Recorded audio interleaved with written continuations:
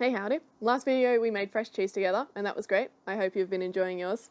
I've been enjoying mine, very tasty. This video I want to show you what you can do with the leftover whey that you have from making cheese. So today I'm going to be trying out two different recipes using whey instead of the designated liquid ingredient in those recipes. So I'm going to be trying a pizza dough recipe that substitutes out whey for water. And I'm going to be trying a vanilla cupcakes recipe that substitutes out whey instead of the milk. And I'll be making the standard versions of those recipes too to sort of compare how they go and see if they are a good substitute in whichever recipes you choose to bake with. So let's see how we go.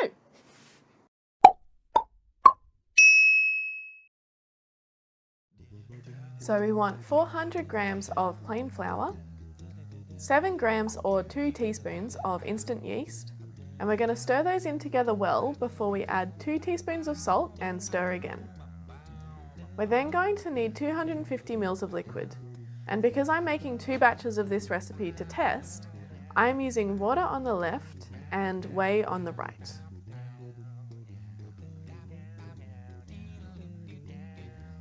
We then take our liquid and microwave it for 1 minute. And we add the warm liquid to our flour mix.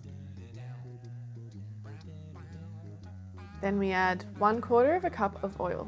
I use olive oil here, but any will do really. Then we mix it all together. And we knead it all together. And we put the dough back in the bowl and coat it with more oil to stop it drying out as it rises. Shang a lid on the bowl and leave the dough in a warm place to rise until it's double the size.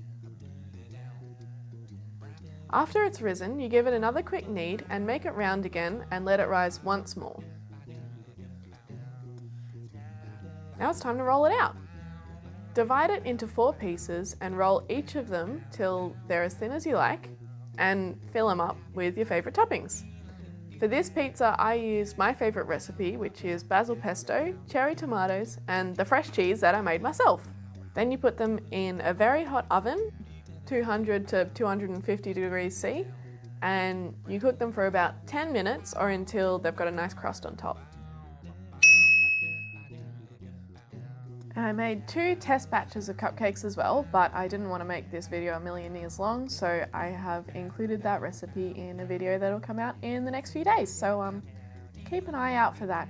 And in the meantime, look how fluffy they are. So tasty. So I made 2 different types of baked goods. One is pizza dough, and one was just the plainest vanilla cupcakes recipe that I know of. And we'll try both of these made with whey and the alternative and see how they go. So first I'm going to try the pizza, upon which you see the cheese I made. Now this is the one that had water in the dough instead of whey.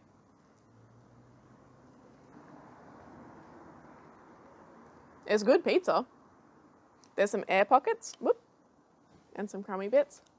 Pretty standard pizza dough. Okay, so this is the one with the whey, which I marked with a little mushroom on it. I don't know if you can see that, but also got air pockets, which is exciting. To be honest, I can't really tell the difference. Both are really good pizza doughs. Yay! And now, cupcakes. This one has milk in it, as per the original recipe.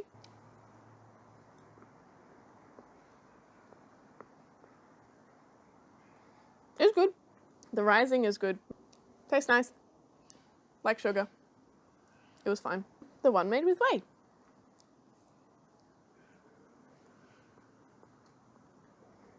This is way fluffier.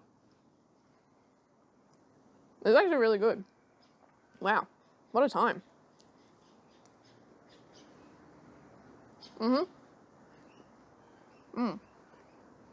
And they taste the same. The flavour is fine, but the texture is actually better in the one cooked with whey. So that's nice. So we have successfully tested how whey goes as a baking ingredient, as a substitute for milk or water, and I was really impressed with how it did for the milk. It actually made the cupcake so much fluffier than the one that had the milk in it.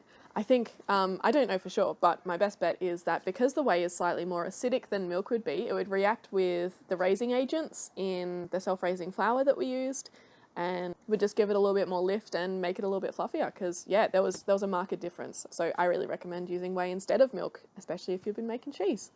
And with the pizza, you ended up with a really great product in both cases. The whey worked just as well as the water did, and the pizza with the whey in it would be slightly more nutritious than the one with the water in it, so I guess that's a win. So I hope you liked today's video. Leave me a comment down below if you try baking with the whey that you have left over from the cheese that you made. If you haven't checked out the cheese video already, go watch it and this will all make sense, and you'll end up with some fantastic cheese to eat as well. The sun's about to set and I've got to put the chooks away, so smash that subscribe button. Ring that bell.